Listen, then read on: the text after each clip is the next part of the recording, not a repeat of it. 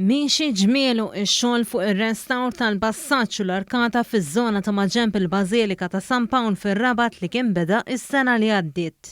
Din iż-żona pedonali hija frekwentata minn bosta Maltin sabiex imorru minn triq il-kbira għall-Bażilika ta' San Pawl. Iżda t-tarmak ta' triq kien antik u bekk permezz ta' tranġar f'din iż-żona se titjieb is-sigurtà fit-triq. Bħala parti minn dan ir-restawr titranġa wkoll l-arkata li twaslek għal din it-triq.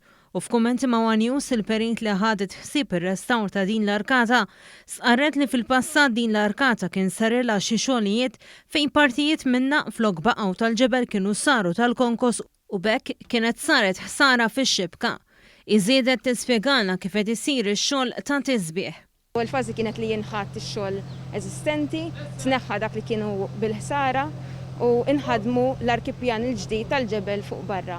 Issa wasalna fil-fażi fejn ix-xogħlijiet qed jerġgħu jinġibu kollha fuq il-post u qed nerġgħu narmaw l-arkata fl-istat oriġinali tagħha. Bħalissa qed tkun pavimentata anke l-parti ta' fejn hemm il-kennierja u se tiġi restawrata wkoll l-istruttura ta' fuq it-suntir.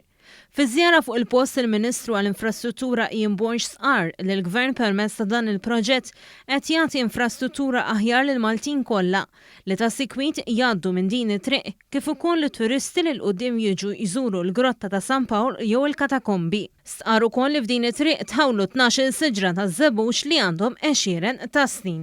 Rajna kif hawnhekk nagħmlu infrastruttura tixraq, infrastruttura sikura, qed nikkonservaw l-arkata, imma anke wkoll ħawilna 12 siġra mill-isbaħ u li huma maturi għandhom għexieren ta' snin sabiex jkomplu jikkumplimentaw il-post.